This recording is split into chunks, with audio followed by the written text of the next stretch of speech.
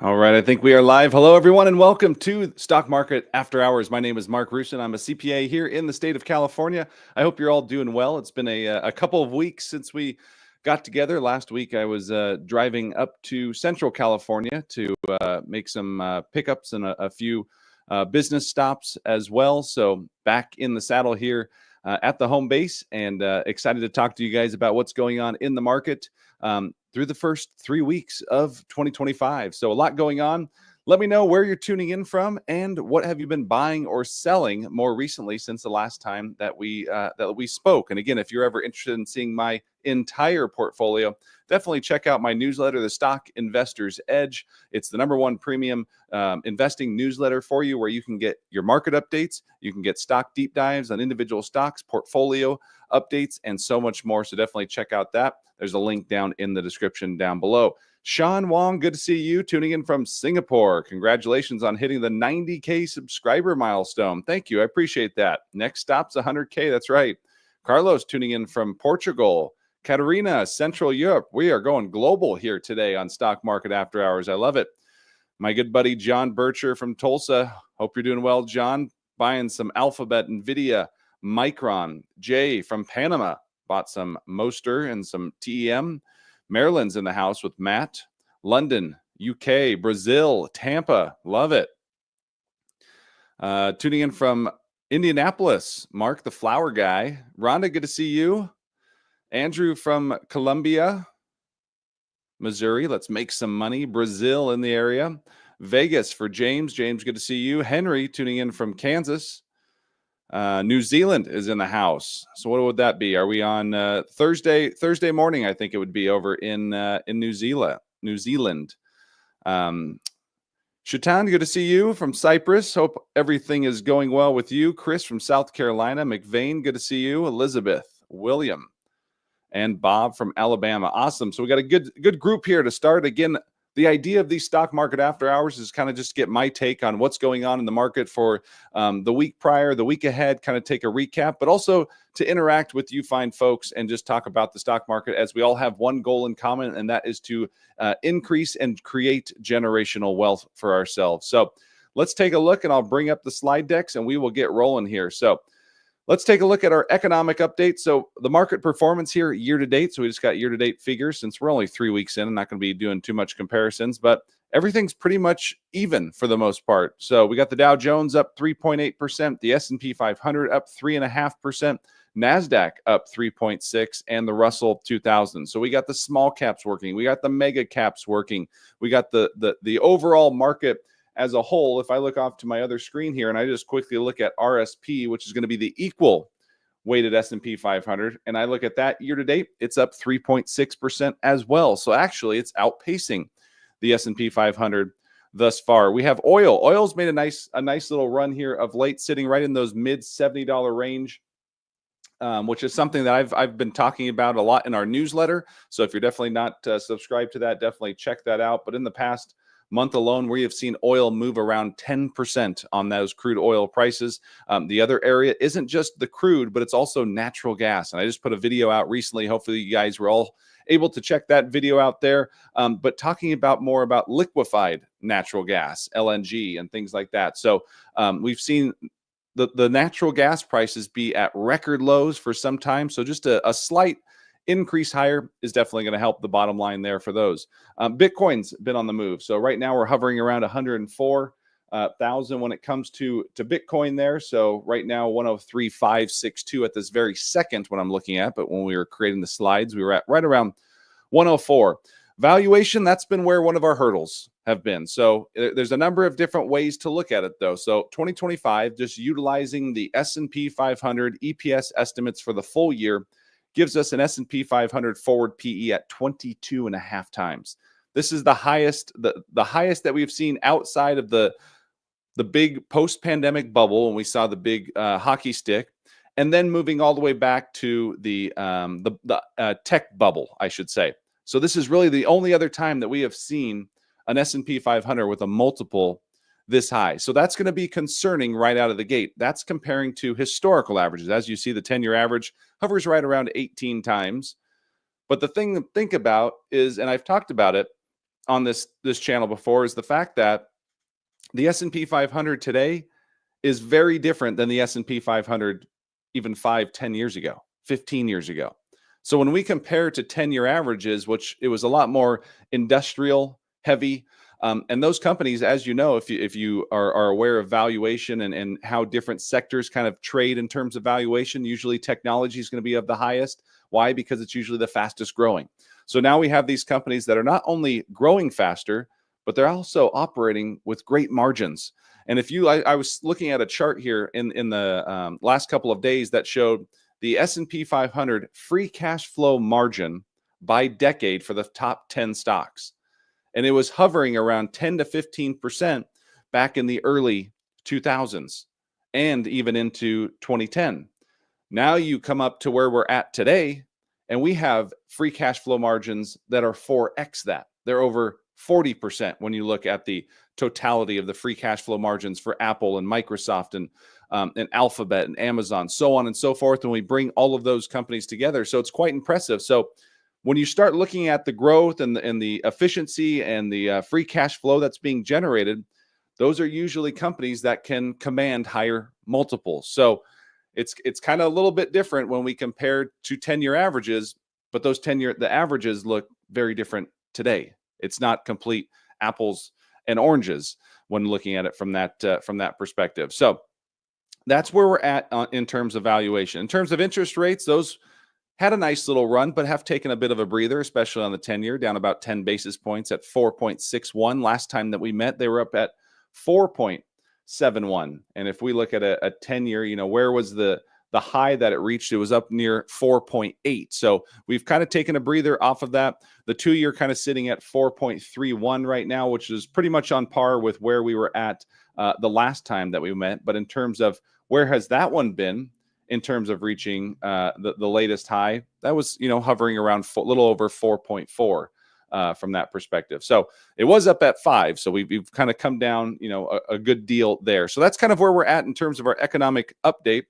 Let's take a look at the fear and greed index. So it's definitely interesting because right now we're looking at a market that's started off rather good. We had a little shaky start the first couple of days, but now we're kind of on solid footing. It appears up roughly 3.5-4%, regardless of which index you look at. You can look at the equal weighted, you can look at the S&P market weighted, you can look at the Dow Jones, you can look at small caps, you can look at tech heavy NASDAQ. We're all pretty much right around the same, 3.5%. But it's interesting to see the fear and greed index still sitting in the red. So we've had a nice little run, but there's still a little bit of concern there as it pertains to investors. And in the newsletter that we put out, the Stock Investors Edge, I kind of talked about, we had this big hype where everyone was excited about the election back in November. The stock market ran because we're going to have less regulation, pro-growth policies, so on and so forth. Well, then leading into Inauguration Day, we kind of lost a lot of that.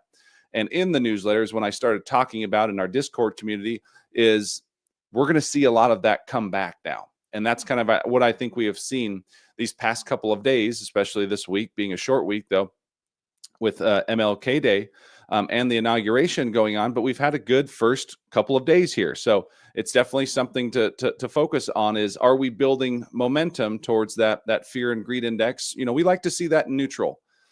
I don't even mind seeing it in greed, but when we get extreme fear or extreme greed, that's when you got to kind of start thinking about, is this too overblown one way or the other there? So let's take a look at our sector performance in terms of the S&P 500. So again, the S&P 500 is broken out into 11 different sectors. So I'll show you the screen over here. So we'll look at it on a year-to-date basis. Again, it's only been 3 weeks, so nothing crazy to talk about. So let's zoom in on that. And what do we see here? Again, another area that I've been talking about quite a lot, and that's been energy. And we've seen those oil prices increase roughly 10% to kind of start the year here. And energy, lo and behold, is up 8.5%. I always like to go find those gems in those beaten down sectors. What sectors didn't have a great 2024? Think of energy. Think of real estate. Think of things like healthcare. Didn't have great years all that much last year. Here we see healthcare. They're up 3.5, pretty much in line with the S&P 500. Consumer discretionary 3.7. Financials, that one saw a huge boom after the pandemic. They're up 6.3% just in the past 3 months alone. Utilities is up. Materials, they were kind of down in the dump in 2024. And then the industrial sector. So two areas that I'm kind of in this Trump 2.0. There's a lot more than two, but I'll list three of them right now. We have a slide on it a little bit later, but that's going to be areas like energy, industrials, financials. Technology is an area that I think can continue to work. What's been the laggard? Consumer staples, which is a defensive sector, and information technology, barely green there. Getting a nice little boost today from the markets, which flipped them from red to green overall there. So communications services getting a nice boost from Netflix here today. So that's kind of where we're at in terms of the overall sector performance. Let me take a moment to kind of tell you guys about an exciting workshop. I know this is one of the ones that I get asked about the most. This is the most attended workshop that I put on throughout the year. So this is going to be my stock options trading workshop. We'll be having that a week from tomorrow. So that'll be Thursday, January 30th at 8 p.m. Eastern time. Hopefully you can join us live, but if you sign up for this workshop, you will get the recording to it as well. So even if you're unable to make that exact time, you will get the recording to the workshop, so you won't have to worry about missing anything. We're going to go over 6 different strategies that I utilize on a regular basis to generate my goal of $5,000 in option premium income there, going over how to buy, how do we do these strategies, when do we use these strategies, what are the pros and cons. And the approach that I take to stock options is not one where I'm going to say, hey, we're going to turn $5 into $5 million overnight. If you hear that, that's something that you should probably run away from immediately.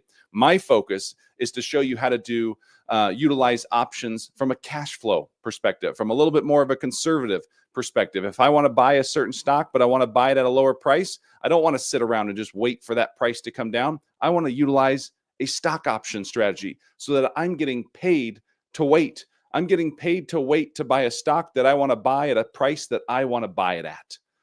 These are the things that take your investing to the next level. These are how folks look at investing and say, man, my investing income can get me to retirement a lot earlier. And it's not something that you have to be stuck in front of your computer every single day to do stock options. If we're doing day trading, yeah, you probably have to do that. That's not what I do. That's not the focus I take when it comes to stock options. So again, we have a limited number of seats for this workshop. Again, it sells out every single time that we hold it. So we do usually run that little promotion that we have at the beginning. You can check out the link is open for registration as of this very moment right now. So this is the first day to start getting registration. You'll start to see some emails coming out from me if you are on our list. So if you're ready to go and you want to claim one of those spots, definitely sign up for our stock options workshop, which will be next Thursday, 8 p.m. Eastern time, 5 p.m. Pacific time there. So that is where we're at right now. So question right here. I've never used options. That sounds fun, but risky. Options can be very risky. And that's why the approach that I take to options, a lot of the time I hear folks when they're talking to me about options, they say, hey, Mark, options are a lot like gambling. And you talk like you're a conservative investor and things like that. And I say, I understand that. And I can see that from a lot of perspectives because of what is on social media. You hear about people that are posting these massive gains, but again, they're never going to post their losses. Trust me on that one there. I've been around social media for quite some time, and I know a lot of people that have a lot of losses that only post those winners and those shiny cars that you would think they're buying, but really they're just leasing. But from that perspective there, if you want to say stock options are like gambling, well, when it comes to gambling, you have a gambler and you have the house. And for those of you that have worked with me or been in previous options, you've heard this analogy before. If you are buying options and doing those high risk, sure, that's going to coincide very closely. You're going to align very closely with that of the gambler. But on the other side of the aisle is going to be the house, the one collecting premiums. That's the approach. That's where I want to be when utilizing stock options there. So there's no way around it that investing in individual stocks is going to come with risk. Investing in stock options is going to come with risk. So not saying that there's no risk out there, but the approach that I specifically take, and there's many different approaches out there, I take it from more of a cash flow perspective. And that's why I have a goal of $5,000. That's why we have at the Stock Investors Edge, we have an Options Edge Plus subscription where we're showing a lot of our trades, and we have weekly trades and reports that are around the education there. So definitely something to keep in mind and be open about it if it's something that you're interested in doing. Harrison, what are your ideas on using bots to open and close credit spreads? Not something that I've ever looked into from that perspective. If you were in the scenario where it's going to be quick trades, buying a call and you're out of it in a minutes, or you're out of it in an hour or something like those day trading type things, I can understand where people might be interested in using something like that.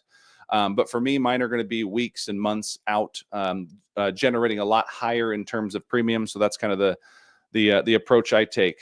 Matthew, good day. I feel tardy. No issues. We are just getting started there from that perspective. So glad to have you. Mark, man, a couple marks in here today. Love it. How does stock volatility affect the premium you pay? So stock volatility is a stock option trader's best friend. So again, it's kind of twofold, because as volatility increases, then as you see the VIX increase, that's going to cause those premiums to go higher. And that's why I love to utilize stock options on big red days, certain strategies, on big green days when we've had a big move in a particular stock, i.e. Netflix. I love to utilize certain strategies to the upper end on selling certain things there. So I like the volatility from that perspective. And again, the options that we are doing are not on stocks that we don't want to own. They are, in fact, on stocks that we do want to own. So it's kind of a catch-22. Sure, we're going to earn an income, but at the same time, a lot of these stocks are ones that I want to buy at, and I want to buy them at lower prices, not where they're trading at today. But if they fell another 15%, I'd gladly buy the stock.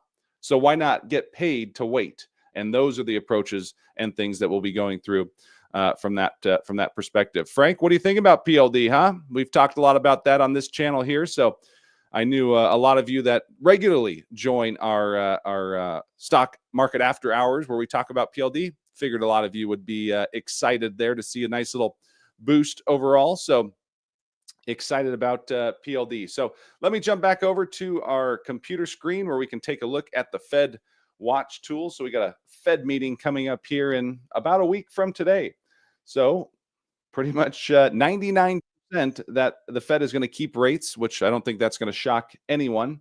We got the CPI report that came out, and it wasn't actually too bad. The latest CPI that had come out there, but I think right now it's just status quo. Let's just leave rates where they're at right now moving forward. But heading on to the next meeting, which is going to be March 19th, we can see, okay, well, things are starting to turn. Now it's still a belief that rates are going to stay unchanged, but there is a 24% of folks that believe we are going to get another 25 basis point cut from that perspective. It's interesting, though. If we look back down here at the bottom of your screen, look back a month, that percentage wasn't at 24%. That percentage was closer to 50-50 of getting another rate cut there. So a lot has changed. We've gotten a lot more detail. And that's one thing, early on, or later on, I should say, back in 2024, when we got this big CPI report where everyone just went berserk about, I said, don't let one CPI report change anything about your strategy. Once you see a multiple that are pointing towards a certain trend, then that becomes exactly that, a trend.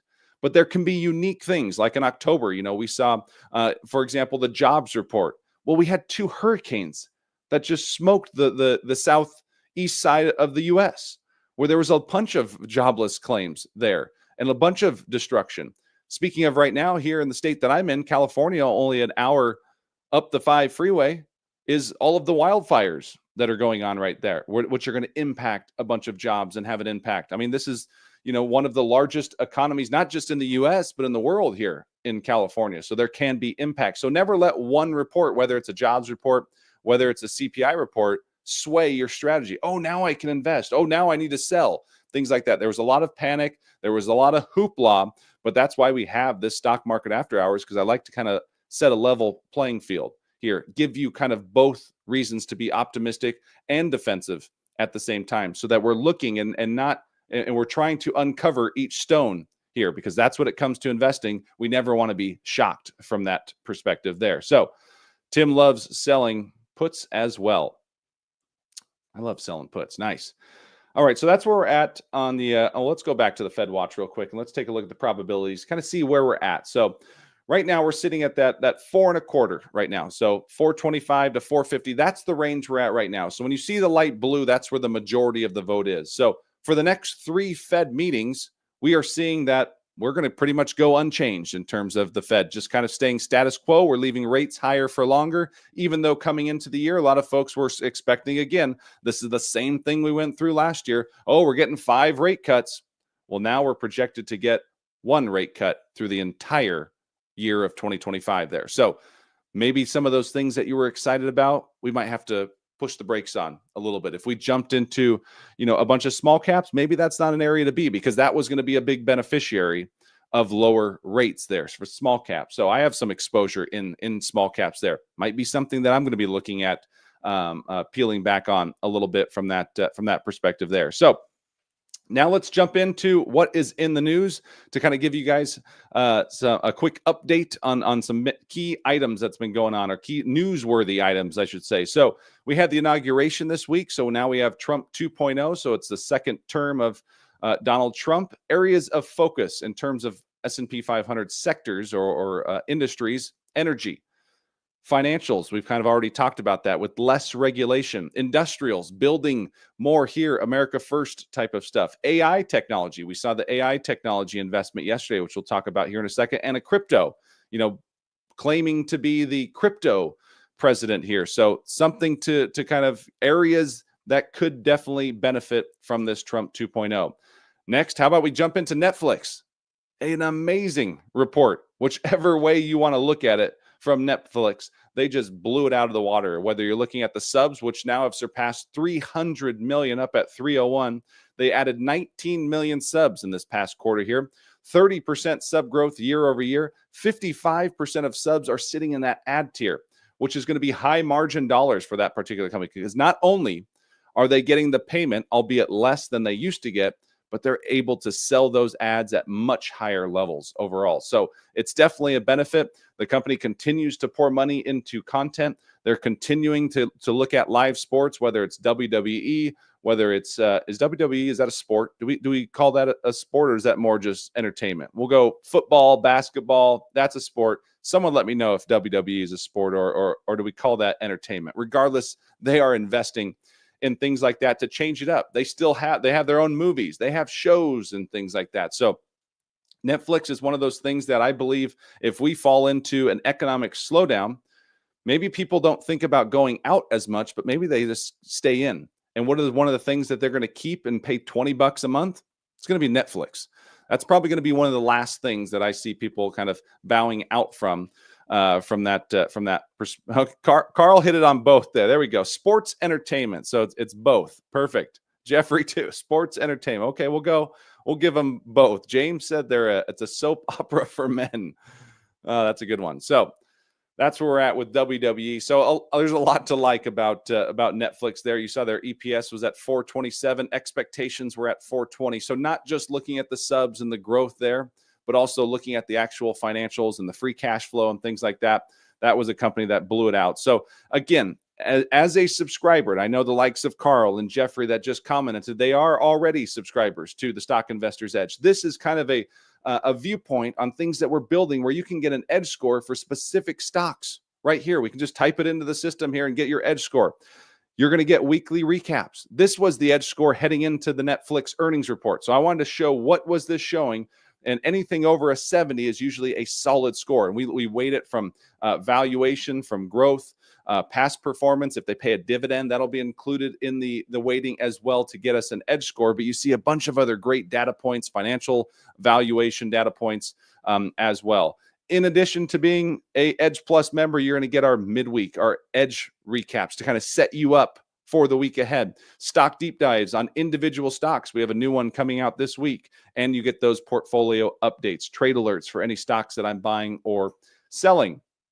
Another newsworthy item was going to be that AI investment that we got yesterday. So this is an AI infrastructure plan that's expected to invest 100 to 500 billion. That's quite a gap there, but anywhere between 100 and 500 billion over the next 4 years. To the right, or on the right of the screen, to the left of the president, you could see the CEO of SoftBank there. Masayoshi Son, Oracle CEO Larry Ellison, and the OpenAI CEO Sam Altman. That would be Elon Musk's good buddy, not really. And today we saw that yesterday it was announced after the market closed. Today we saw some big moves in some of these bigger stocks that have direct impact with AI. NVIDIA was up almost 4.5%. Oracle up almost 7%. Microsoft, which owns a big portion of OpenAI, was up 4.1%. And you even had the likes of CrowdStrike up over 3%. And there's a number of other companies out there, but these were four large ones that I wanted to showcase here. Now let's touch on Apple. So for those of you that are subscribed to the Investor's Edge, you were the first to find this out because you get the trade alert immediately when the trade happens. But I alerted my Edge Plus subscribers, noting that I sold out of my entire position in Apple back on January 3rd. Since then, the stock has dropped nearly 10%. It's down 12% over the past month alone. And it's down almost 15% over the past 52-week highs. And this is something that, we talked a lot about within our Discord community, where some of these stocks just keep climbing and climbing and climbing in stock price, but the valuation gap just keeps getting wider and wider and wider. There's companies like NVIDIA that has grown 150% after 150% and so on and so forth, but their earnings are growing faster than that sometimes. So the earnings and the valuation gap isn't necessarily widening. It's actually getting a little bit smaller. And when NVIDIA was trading at pre-split at $800 before it made its move up to $1,300, I was posting and talking a lot about it, even on these live shows, about how NVIDIA today at that time was cheaper than it was a year ago after it had made over a 200% move. And people go, well, how can this be? Far too often, investors look at 52-week highs and say, this stock needs a break. We're hitting a 52-week high. Don't ever let a 52-week high sway you from buying or selling a stock. Don't ever let a 52-week low sway you from buying or selling a stock. It doesn't mean it's cheap. It doesn't mean it's expensive. Let valuation go into this. Look at forward guidance. Look at how efficient a management team is running the business.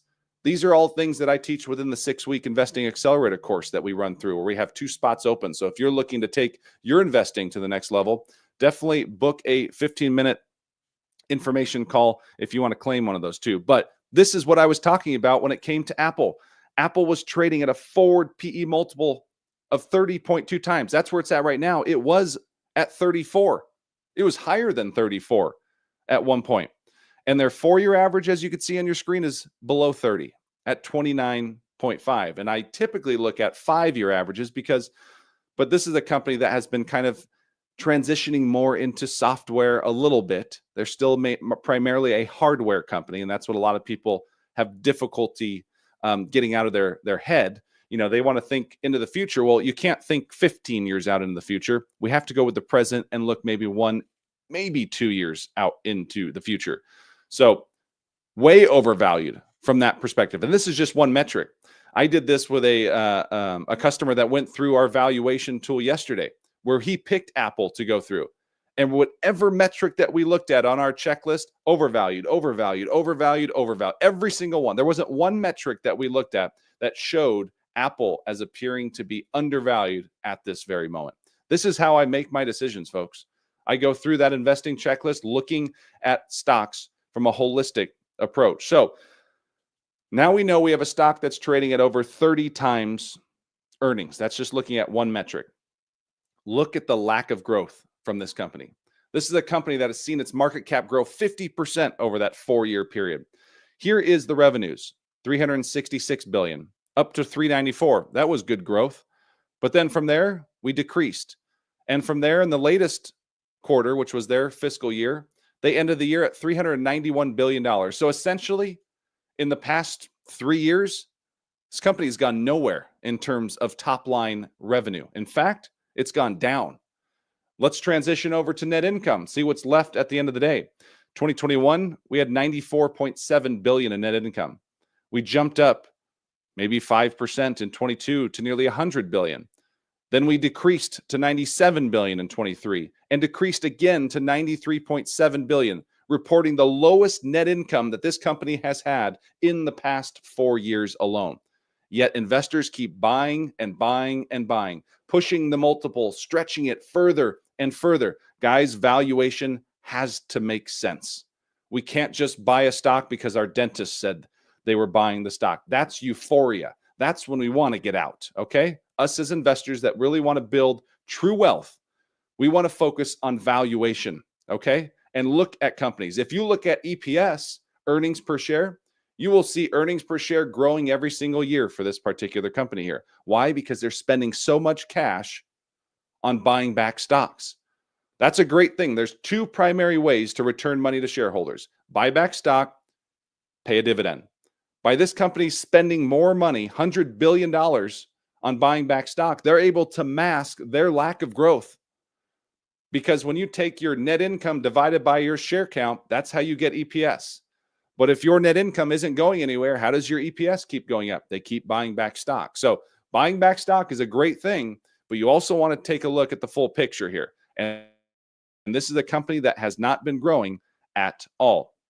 So now I'm going to line up two companies for you right here. And these are earnings, or I should say revenue estimates that you can see here moving forward.